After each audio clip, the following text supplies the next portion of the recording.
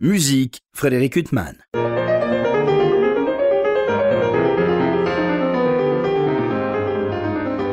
Bonjour Frédéric Huttman, au micro, j'ai le plaisir de vous retrouver pour un nouvel entretien. Aujourd'hui, j'ai l'immense plaisir de recevoir Célia Oneto Ben Saïd. Bonjour. Bonjour Frédéric. Alors j'ai déjà eu le plaisir de vous recevoir à diverses occasions, notamment pour évoquer Phil Glass, Leonard Bernstein, Gershwin et d'autres. Et là, on va évoquer deux grandes figures de la musique. Alors bien sûr Franz Liszt, et puis une figure qui rejaillit de nos jours, une merveilleuse compositrice et pianiste, Marie Jaël, puisque vient de paraître pour le label Nomade un disque que vous interprétez aux côtés de l'Orchestre National Avignon-Provence sous la direction de Deborah Waldman, le premier concerto de Liszt, la troisième Méphisto-Valse de Liszt, on va expliquer pourquoi, et le premier concerto de Marie Jaël. Exactement.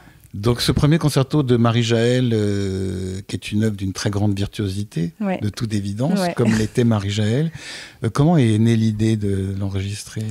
Alors c'est vraiment drôle parce que moi j'ai découvert Marie Jaël avec son dernier cycle qu'elle a composé, qui sont les pièces Ce qu'on entend dans l'enfer, le purgatoire et le paradis, et d'après la Divine Comédie. Voilà.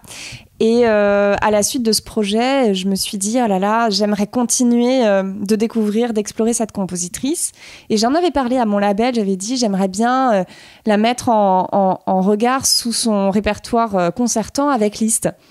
Et puis voilà, bon, on en discute avec le label, et puis il s'est rien passé à ce moment-là, c'était au mois de juin, après il y a eu l'été, etc.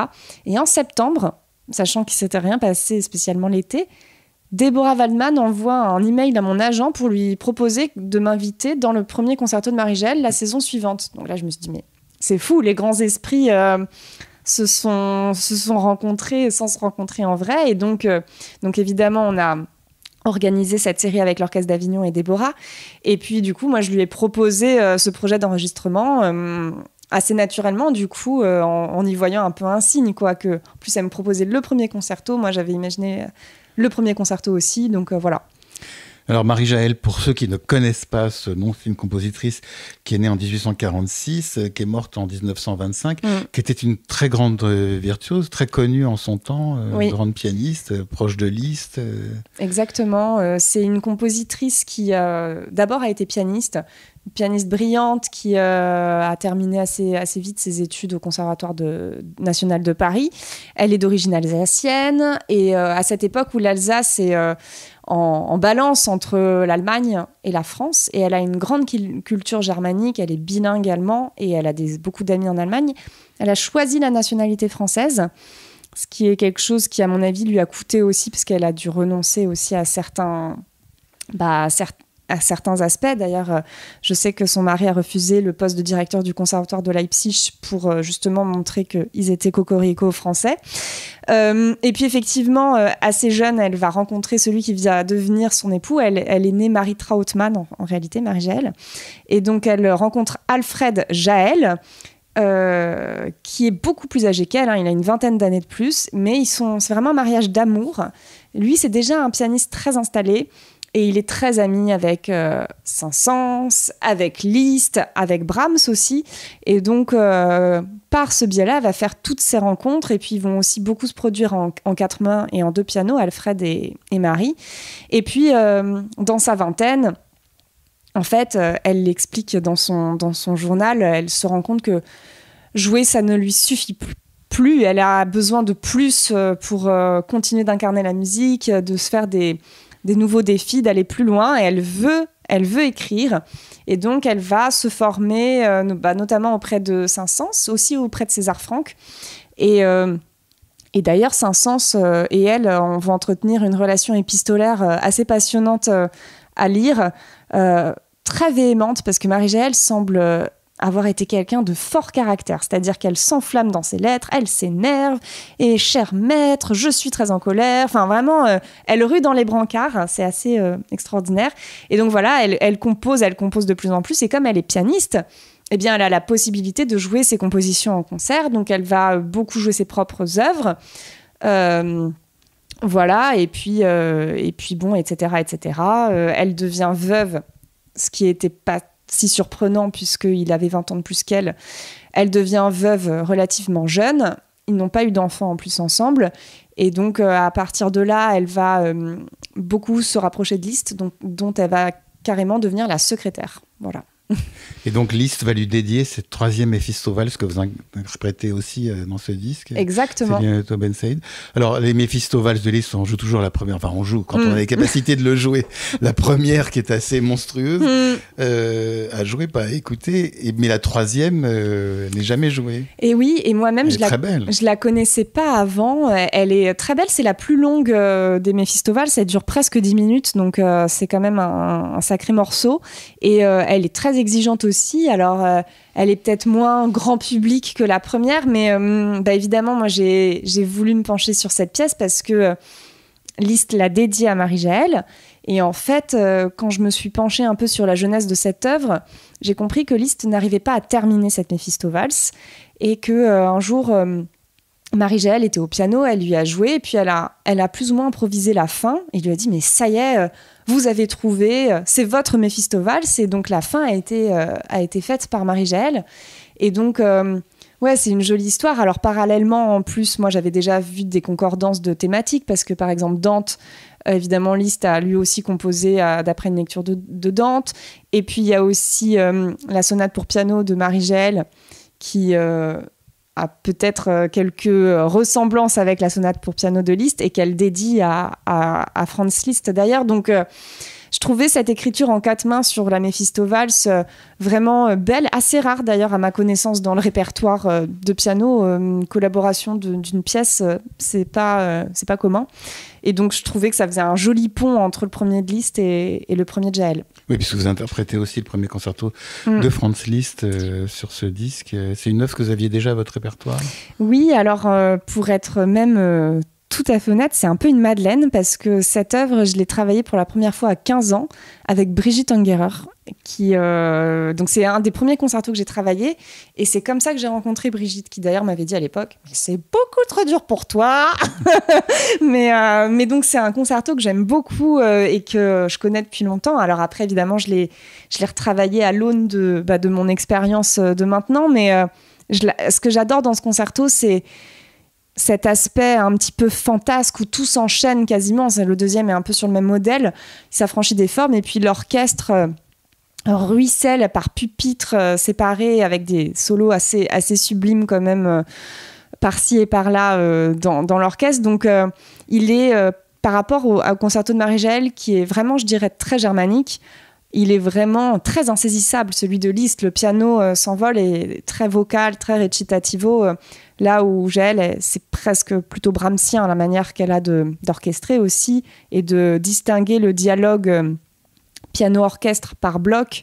Là où chez Liszt, tout ça se câline un petit peu tout le temps. Voilà. Enfin, juste une parenthèse, Célia, puisque vous évoquez Brigitte Ungerer, que vous avez connue, puisque c'était une figure du piano, mais non seulement une grande figure pianistique, mais sa mort a créé vraiment une douleur, un sentiment de vide. Il y a comme ça des artistes dont la disparition affecte même les gens. Moi, je l'ai juste rencontré une fois. Enfin, même les gens qui les ont pas connus, c'est des figures assez familières, et puis dont la disparition entraîne quelque chose de particulièrement émouvant. Vous l'avez longtemps côtoyée, Brigitte Ungerer Je l'ai côtoyée dans les dernières années de sa vie, puisque elle est décédée en 2012, et donc moi, j'ai pris des cours particuliers avec elle, peut-être dans les 5 ou 6 dernières années de sa vie. En fait, je suis rentrée au conservatoire l'année où elle est décédée. J'aurais dû rentrer dans sa classe. Donc, elle est décédée au mois de juin. La rentrée se fait en septembre. Donc, j'ai jamais été officiellement son élève, mais je garde un souvenir d'elle très fort parce que c'était une pianiste qui s'autorisait beaucoup dans son approche de la musique, d'humanité et d'utiliser ce qu'on traverse dans nos vies privées. Et elle me l'a vraiment transmis et j'en suis hyper reconnaissante parce que ça rend très fort au quotidien quand on vit, comme on vit tous, parfois des choses plus ou moins cool qui nous arrivent, et bien de le réinvestir, de le réinjecter dans notre musique de manière très passionnée, très entière, quoi. Brigitte, c'est pas quelqu'un qui nous transmet de jouer un jeu lisse et propre, c'est même le contraire, et j'aime le fait de cultiver ses aspérités, ses singularités. C'est quelqu'un qui m'a invitée juste aussi en étant ce qu'elle était, en figure de modèle, qui m'a invitée à être ça. C'était une femme forte, quand même. Des exemples de pianistes féminines, on en a, parce qu'il y a eu des stars de tout temps. Il y a eu Clara Askill, il y a eu évidemment Clara Schumann, si on monte plus loin, il y a eu Marguerite Long. Mais finalement, à chaque génération, Martha Argerich aujourd'hui, mais pour une femme pianiste, il y a 10 modèles d'hommes. Et donc en France, Brigitte Ungerer, elle faisait partie des 2-3 auxquelles on pensait tout de suite, de vraiment femmes puissantes, femmes fortes, avec un caractère qui, en plus, c'est affranchi de codes. Enfin voilà, moi je trouve ça hyper inspirant, les artistes qui osent être libres. Voilà. Alors Célia, on va revenir à ce disque paru pour Nomade Music. Vous interprétez notamment ce premier concerto en ré mineur de Marie-Jaël. Alors on parle des figures féminines de la composition. Donc vous avez participé récemment à des enregistrements de Rita Straul, et puis Jeanne Leleu, et Charlotte Sohi, et puis j'en oublie encore, et puis bien d'autres. Donc c'est actuellement un retour. Ce qui est d'assez étonnant, c'est que, enfin, pour ma génération, excusez-moi de parler comme un vieux, mais bon, malheureusement je le suis, ce qui est étonnant, c'est que toutes ces compositrices qui étaient tombées dans l'oubli, on pourrait penser qu'en leur temps, elles étaient aussi peu connues. Mais en fait, si on parle de Marie-Jaël, c'était une femme qui était très connue, une grande pianiste, proche de Liszt, de Saint-Saëns et d'autres. Elle faisait partie de sociétés de compositeurs.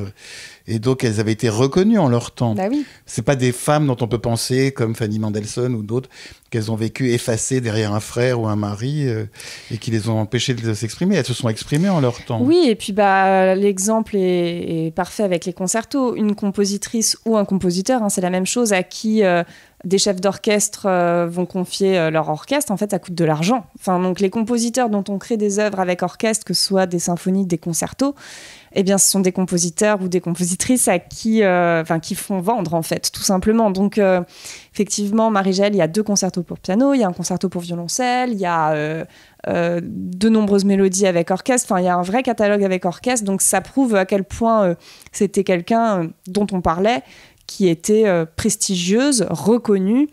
Et puis, voilà, elle n'a pas eu d'enfant. Alors, ça peut-être aussi être une des causes. Brahms non plus, il n'a pas eu d'enfant, ni Ravel. Ça ne les a pas empêchés d'une certaine postérité. Ah oui, c'est injuste. C'est injuste. Mais Marie-Jaël, en plus, contrairement à beaucoup de compositrices, ses partitions, pour la plupart, ont été éditées. Et aujourd'hui, elles ne sont plus dans le commerce. Donc, elles ont été éditées beaucoup chez Hegel. Et en fait... Là, le fonds Marie-Jaël est à la bibliothèque de Strasbourg, puisqu'elle était alsacienne. Et en fait, on doit beaucoup sa redécouverte à une bibliothécaire qui a travaillé là-bas, qui s'appelle Marie-Laure Ingelaer, qui est maintenant à la retraite, mais qui a aussi créé l'association Marie-Jaël, qui a tout trié, en fait, tout le carton Marie-Jaël. Et en fait, tant que c'est pas trié, les archives, c'est pas répertorié. Mais en fait, maintenant, par exemple, je lance un appel, Marie-Jaël est dans le domaine public, c'est-à-dire que ça coûte rien à un éditeur de la remettre en vente. Qu'est-ce qu'ils attendent ? Elle est morte en 1925. Il y a des enregistrements d'elle où on ne sait pas, où on n'en trouve pas. J'en ai pas trouvé, en tout cas, pas à ma connaissance. Parce que si c'était une grande pianiste... Après, elle a vraiment, les 20 dernières années de sa vie, elle a plus vraiment joué. Elle a beaucoup enseigné, elle faisait ses recherches sur le toucher et elle a fait des recherches sur les capacités kinesthésiques de la main en partenariat avec des médecins de la Salpêtrière. Et donc, c'est vrai qu'elle s'est beaucoup moins produite sur la scène. Elle s'est beaucoup moins mise à composer aussi. Et donc, peut-être aussi qu'elle-même est responsable de sa chute dans l'oubli à ce moment-là, puisqu'elle a elle-même un peu lâché l'affaire, si j'ose dire. Alors, c'était une grande pianiste, on l'a dit. Ce concerto, il a l'air très difficile, même si parfois je peux me tromper. On en parlait hors micro, qui ont l'air très difficiles, dont vous me dites qu'elles ne sont pas tant que ça. Non, c'est en virtuosité, une série de galipettes, si j'ose dire, sans discontinuer, du début à la fin. Il est d'une exigence technique vraiment très grande, notamment sur l'aspect des octaves, mais pas que. Et puis, il y a l'aspect de tenir la longueur de l'œuvre. Il y a l'aspect aussi de la puissance par rapport à l'effectif orchestral. Il faut ce qu'on appelle passer la rampe pour qu'on soit entendu au-dessus de l'orchestre quand on a le thème. Et puis, Comme souvent chez elle, pour le coup, je suis pas surprise. Il y a beaucoup de chromatismes et pour la mémorisation, les chromatismes, c'est toujours dangereux. On peut se casser la figure dans des chromatismes au niveau de la mémoire. Donc, vraiment exigeant. Moi, j'ai pas eu la chance de l'écouter au concert. Je l'ai écouté uniquement au disque. Parfois, les ingénieurs du son sont très habiles pour rééquilibrer. Est-ce qu'il y a un très bon équilibre avec l'orchestre Ah bah ça, c'est toujours au chef ou à la chef d'être vigilant à ça. Et puis ça dépend des salles. Je l'ai joué à la fois à l'Opéra d'Avignon, je l'ai joué à Gap, je l'ai aussi joué à la Roque d'Enterrance Concerto. Donc, dans chaque contexte, il faut qu'on se réadapte avec les pianos, etc. Mais c'est complètement écrit pour que ça puisse marcher. Il n'y a rien qui est pas lucide dans l'écriture de Marie-Jaëlle, mais c'est l'enjeu de tous les concertos, l'équilibre, surtout quand l'orchestre est bien étoffé comme c'est le cas ici. Alors donc, il y a ce concerto, donc on connaît tout votre travail à propos des compositrices, et puis vous faites ressurgir. Alors on pourrait se dire, ah bah c'est intéressant intellectuellement, mais il faut dire quand même que c'est souvent de la magnifique musique. Enfin, vous m'avez fait avec d'autres découvrir Jeanne Leleu, par exemple, compositrice dont j'ignorais le nom. Après, j'ai vu qu'elle avait créé Ma Mère Loi de Ravel, ce chef-d'œuvre pour piano 4 mains. Mais Jeanne Leleu, son nom, il y a encore 3 mois, m'était totalement inconnu. C'est une musique extraordinaire. Donc, Charlotte Sohi, c'était un peu... Ou Cécile Chaminade sont des noms qui nous sont devenus un peu plus familiers, comme Rita Strauss, mais enfin, c'est pas non plus Brahms ou Schubert au niveau de la notoriété. Bah, dans toutes ces démarches de revalorisation du répertoire de compositrices, il faut être très vigilant à pas tomber dans de la caricature, c'est-à-dire on joue des compositrices parce que ce sont des compositrices. Il faut toujours rester très exigeant, je dirais même doublement vigilant à ça, parce que les détracteurs n'attendent que ça, finalement. Oui, qu'on parle d'une compositrice et qu'en fait ce soit mauvais, là ça va donner de l'eau au moulin des gens qui ont une pensée différente de la mienne, et ça c'est pas mon but du tout. Donc non, le critère numéro 1, c'est la qualité de la musique, toujours. Mais ça a l'air, alors étrangement, mais peut-être que je m'égare, à chaque fois c'est des œuvres qui ont l'air quand même redoutablement difficiles. Alors c'est vrai que vous jouez des œuvres difficiles, mais s'il y a un répertoire par exemple de Marie-Jaëlle pour des pianistes amateurs, où elle a composé que des œuvres très difficiles. Il y a un répertoire beaucoup plus facile aussi de Marie-Jaëlle, bien sûr. Là, actuellement je prépare un concert sur la thématique de l'eau avec que des compositrices françaises. Et notamment, je joue Les Jours pluvieux, qui est un cycle de Marie-Jaëlle, qui peut être à destination pédagogique ou aussi, c'est de la bonne musique, donc aussi donné en récital. C'est un peu du même genre que imaginer les scènes d'enfants. C'est-à-dire qu'un amateur peut jouer les scènes d'enfants de Schumann, et pour autant, un pianiste professionnel a vraiment de la matière pour se prendre la tête sur le son, etc. Mais Marie-Jaëlle, c'est vraiment un super bon exemple pour ça. Il y a un catalogue qui s'adresse à tous les niveaux. Vraiment. Pour le piano, c'est très riche. Alors, vous jouez donc sur le même disque le premier concerto de Liszt, qui est l'un des grands concertos fameux du répertoire. Avec beaucoup d'octaves aussi. Et quand vous étiez petite, Célia Neto Ben Saïd, c'est une œuvre que vous écoutiez par des grands pianistes. Vous parliez de Martha Argerich et son enregistrement célèbre avec Claudio Abbado, qui est un des enregistrements qui arrive à aller au grand public. Des tempi hallucinants. Elle prend tout très très vite, Martha Argerich, c'est incroyable. Oui, effectivement... J'ai beaucoup écouté ce concerto dans la version d'Argerich Abbado petite. Là, maintenant, j'essaye, surtout au moment où je l'ai enregistré, j'ai essayé de plus trop écouter. Brigitte Ungerer m'avait aussi donné, elle l'avait enregistré en direct à la Folle Journée. Donc, j'avais aussi la version de Brigitte en direct de Nantes. Mais j'ai essayé de plus trop écouter parce que il y a trop de... Déjà, il y a beaucoup de différences entre les versions et je voulais vraiment être sûre de proposer quelque chose qui soit personnel, qui me ressemble, qui soit très honnête vis-à-vis de ce que moi j'étais il y a 1 an, parce que ça fait 1 an maintenant qu'on l'a enregistré. Donc, il y a un temps pour tout et j'ai arrêté d'écouter des versions. Donc là, tout de suite, je ne me suis pas remise à écouter d'autres. Ça va me faire complexer probablement. Donc, voilà. Nous, en tout cas, on en tire aucun complexe en ce qui vous concerne, Célia, croyez bien.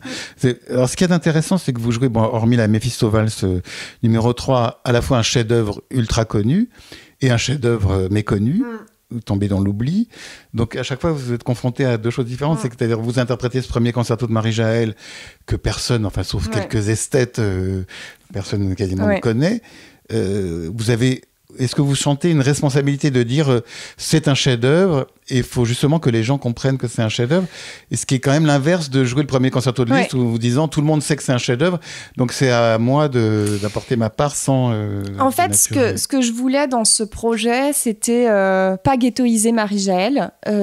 C'était pour moi assez logique de la coupler. Pour moi, son œuvre est à la hauteur, est très différente. Son premier concerto est très différent de celui de Liszt.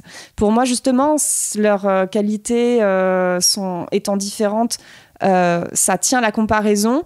Comme ça fonctionne aussi par rapport au répertoire que Marie-Jaëlle avait dans les mains, je peux complètement imaginer qu'il a pu exister un concert où Marie-Jaëlle, elle a joué son propre concerto, le premier de Liszt, et puis la Méphisto de Liszt qui lui a été dédiée en bis. Donc, c'était aussi un petit peu ce modèle-là. Et puis, voilà, on parlait de cette démarche de revaloriser les compositrices. Ça passe aussi, je pense, surtout de la part d'interprètes comme moi très engagés, au fait de les mixer, en fait. J'ai pas envie d'imaginer qu'il y ait que des concerts dédiés aux compositrices, que des disques dédiés aux compositrices, parce que dans ce cas, on va faire des concerts de compositeurs et des concerts de compositrices, alors que pour moi, c'est de la musique, donc ça doit se répondre, ça peut rentrer en résonance, chaque mise en miroir peut apporter un éclairage différent, donc... Et puis le concerto de Marie-Jaëlle, il est en ré mineur, très dramatique. Celui de Liszt finit de manière beaucoup plus lumineuse. Donc il y a quelque chose aussi de complémentaire entre du sombre et de la lumière, un truc d'étincelle qui marche entre ces deux personnalités, quoi. D'ailleurs, vous parlez de mixité. Alors, j'ai apporté un disque que j'adore, auquel vous avez participé, avec Marie-Laure Garnier, votre complice de longue date. Et le Quatuor Hanson, un disque absolument merveilleux. Il y a la bonne chanson de Fauré, la chanson perpétuelle de Chausson. Le poème de l'amour et de la mer, c'est autre chef-d'œuvre de Chausson, transcrit pour voix, cordes et piano par Franck Villard. Et puis, 3 chants nostalgiques de Charlotte Sohi. Oui. Donc ça aussi, c'est une manière aussi... Oui, ça, c'était un salon français, un petit peu. Alors surtout que Charlotte Sohi avait notamment un lien clairement établi avec Gabriel Fauré, puisque... il la prenait sur ses genoux quand elle était petite, il était reçu dans le salon de ses parents. Charlotte Sohi, je ne sais plus à quel âge, mais assez jeune, je crois, à 9-10 ans, elle était toute excitée d'aller découvrir le Requiem de Fauré. Il y a quand même peu d'enfants, quand on pense aujourd'hui, qui se disent « Wow, trop bien, je vais aller écouter !» Donc voilà, il y a aussi... c'était un petit peu un salon français de la fin du 19e siècle, début 20e, avec ces 3 figures. Et puis surtout, le point commun, c'était la formation quintette avec piano et voix. Alors, grâce à la transcription de Franck Villard, le poème de l'amour et de la mer, je trouve que c'est intéressant, cette transcription où c'est quand même vraiment plus riche qu'au piano, et on n'est pas encore dans les masses orchestrales de la version avec orchestre, et donc du coup, on peut aller chercher beaucoup plus de couleurs et d'inflexions de voix peut-être plus intimes. Donc voilà, et puis la bonne chanson, c'est Fauré lui-même qui a fait une transcription, qu'il d'ailleurs n'aimait pas trop, mais il avait quand même fait lui-même pour un concert à Londres. Et donc là, c'est vraiment de sa main à lui. Et Charlotte Sohi, les chants nostalgiques, c'est ainsi qu'elle a écrit dans les 3 versions. Il y a la version avec orchestre, il y a la version avec quintette avec piano, et il y a la version piano-voix. Donc, c'est un répertoire assez difficile à trouver, le répertoire de quintette avec piano et voix. Donc là... Ça matchait à tous les niveaux, donc on était trop contents tous les 6 de les mélanger, quoi. Bon, c'est vraiment un très beau disque. Alors on parlait justement, vous parliez des liens amicaux de Charlotte Sohi avec Gabriel Fauré, et justement les liens amicaux de Marie-Jaëlle avec Liszt ou avec d'autres. Ce qui est intéressant, c'est que justement ces génies de compositeurs, ils avaient de l'estime aussi, et de l'admiration pour ces femmes. Bien sûr. En fait, ils n'avaient pas l'air d'être misogynes pour beaucoup d'entre eux. C'est ça que ça nous prouve. Liszt qui disait de Marie-Jaëlle « Un nom d'homme et vos partitions seraient sur tous les pupitres ». Il y a Brahms aussi qui dit quelque chose de très drôle sur Marie-Jaëlle. Alors, j'ai plus la tournure en tête exacte, mais en gros, il existe une pianiste qui se fabrique des choses pour le piano aussi difficiles que celle de Liszt. Elle a beaucoup de talent, elle s'appelle Marie-Jaëlle. Enfin, en fait... ils sont plutôt très curieux, très ouverts d'esprit, et soyons-le nous aussi, en fait. Alors Marie-Jaëlle, c'est incroyable, parce que c'est elle qui a été la première, pas première femme, première premiers pianistes à donner l'intégrale des sonates de Beethoven en France. Oui. Donc c'est aussi montrer une curiosité, parce que Beethoven, à l'époque, on ne jouait pas toutes ces sonates. Enfin... Oui, puis je pense qu'en plus, en France, à la fin du 19e siècle, la musique allemande devient de moins en moins bien vue. Hein. Donc il y a un aspect de quête de paix, en fait, parce que c'est encore une fois sa racine alsacienne qui s'exprime, parce qu'elle a vraiment des amitiés avec les Allemands. Et elle doit sentir le vent qui va tourner, Marie-Gelle, en fait, derrière tout ça. Et donc, c'est vrai que faire l'intégrale des sonates de Beethoven en 6 concerts à la salle Pleyel, qui ont fait vraiment beaucoup parler d'eux dans la presse de l'époque, c'était gonflé, en fait, à tous les niveaux, au niveau artistique, pianistique, mais au niveau presque politique, je pense. Et puis, elle a fait la même chose avec l'intégrale des œuvres de Liszt. Et puis, dans une même journée, j'ai trouvé un concert où elle jouait les 4 premiers concertos de Saint-Saëns dans la même journée. Enfin, c'est hallucinant. C'est vraiment je pense que ça devait vraiment une virtuose comme Yujia Wang aujourd'hui, comme Martha Argerich. Enfin, c'est rare les personnes qui ont tant de moyens techniques. Quoi. Clara Schumann, elle n'avait pas des moyens techniques aussi importants Certainement. J'ai moins creusé le sujet Clara Schumann là avant qu'on se rencontre, mais il y a un répertoire associé à vraiment de la grande virtuosité chez Marie-Gelle que je remarque particulièrement. Évidemment, la musique de Clara Schumann et de Robert Schumann est très difficile, très exigeante, mais il n'y a pas une virtuosité de brillance comme il y a quasiment systématiquement chez Saint-Saëns ou chez Liszt, par exemple. Donc, il y a quand même vraiment un côté piano facile qui est une sorte de danse des lutins, dans un type de pianisme quoi, qui est très spécifique, je trouve, à la fois à un compositeur comme Saint-Saëns et Liszt. En fait, ils sont assez communs là-dessus. Célia, avec vous, j'ai eu le plaisir d'évoquer plein de répertoires différents. Finalement, le répertoire que j'évoque le moins, c'est Beethoven, Schubert, Schumann, tous ces grands noms, Brahms. Et là, vous m'avez dit, hors micro, travailler le 4e concerto de Beethoven, donc qui est aussi un immense chef-d'œuvre. Comment ça se passe quand vous retournez vers ce répertoire qui est quand même le cœur du répertoire que vous avez étudié? Oui. Parce que les compositrices, vous les avez abordées à partir de, je sais pas, l'âge de 20 Oui, 25 ans, ouais. Bah, moi, au concert, je joue tout le monde.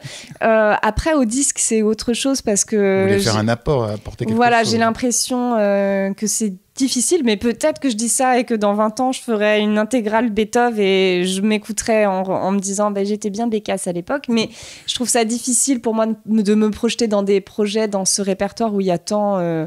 d'immenses pianistes qui sont passés avant moi au disque. Donc, évidemment, au concert, je ne suis pas raciste. Je joue de tout le monde et avec grand plaisir. Donc, évidemment, je me nourris quand je joue Rita Stroll, je me nourris de Schumann, je me nourris de Saint-Saëns, je me nourris de Beethoven, de Debussy, de Ravel pour son cycle pour piano seul, des musiques sur l'eau. Enfin, évidemment, je joue tous ces compositeurs et là, par exemple, effectivement, je travaille le 4e de Beethoven que je joue dans 10 jours et c'est un régal. Voilà. Donc, il n'y a pas de... Voilà, le chemin d'un artiste se fait sur plein de projets. Et ce qui est génial avec le piano, c'est tous les répertoires qu'on peut aborder. En plus, entre le solo, la musique de chambre, la musique vocale, les concertos, enfin, vraiment, c'est passionnant. En même temps, moi, pour avoir discuté avec des gens qui jouent avec vous, Héloïse Luzzati, Léa Nino, d'autres, ils disent ce qu'il y a de génial avec vous, c'est qu'on vous lance sur un projet, vous êtes toujours excité à l'idée d'apprendre une partition, même monstrueuse. Il y a comme ça un côté... Effectivement, vous adorez assimiler aussi des nouvelles partitions. Je fais partie des pianistes qui aiment monter du répertoire, j'aime découvrir, donc effectivement, mon parcours ressemble à qui je suis. Je suis très curieuse et je suis très enthousiaste et je suis gourmande, que ce soit en musique ou en cuisine. Donc effectivement, ça rejaillit dans le répertoire que je joue et puis voilà, c'est des rencontres. C'est aussi l'occasion de rencontrer d'autres musiciens avec qui on joue et puis, encore une fois, les répertoires viennent s'enrichir. Moi, franchement, je progresse quand je travaille du Marie-Gelle et que, du coup, je joue concerto de Liszt et que, en fait, je sens qu'elle l'avait dans les doigts. Enfin, évidemment, tout ça se nourrit. C'est poreux. Il n'y a rien qui est compartimenté dans ma manière d'aborder tout ça.